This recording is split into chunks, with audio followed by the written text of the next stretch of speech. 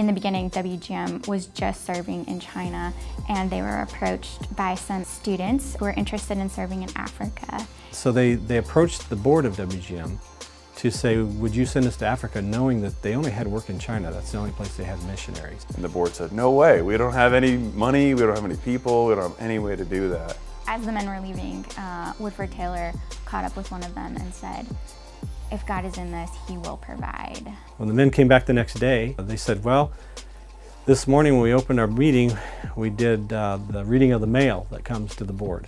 And one of them was a letter from a lawyer in Iowa, and nobody knew this lawyer. Someone had recently passed away, and in their will left $5,000 to start a work in Africa.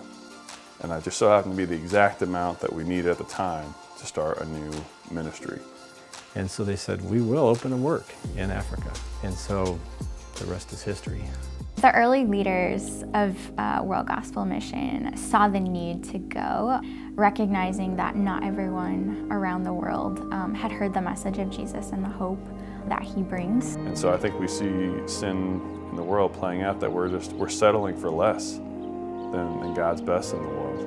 And Christ fills the void that God put in us, because we are meant to be in relationship with God.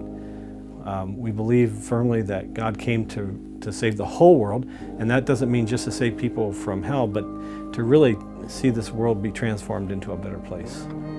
God's been writing this story of redeeming and bringing people to himself, and he invites us into that, to be a part of that, to be the hands and feet. We've always been quite spread out in what we do. We haven't taken one technique, as it were. We try to meet the needs of the people where we go. So it might be for education through an elementary or high school or even university we've started.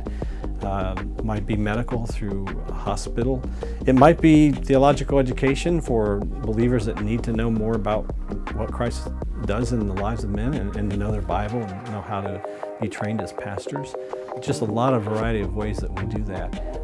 World Gospel Mission exists to help people live at the intersection of their passion and God's heart for the world. We have this history of taking God-sized risks and wanting to follow God-sized vision and dreams, and not just take haphazard and say, look at us, but say, look what God's doing. And so I think that's been formative in who we've been and who we want to continue to be in the future.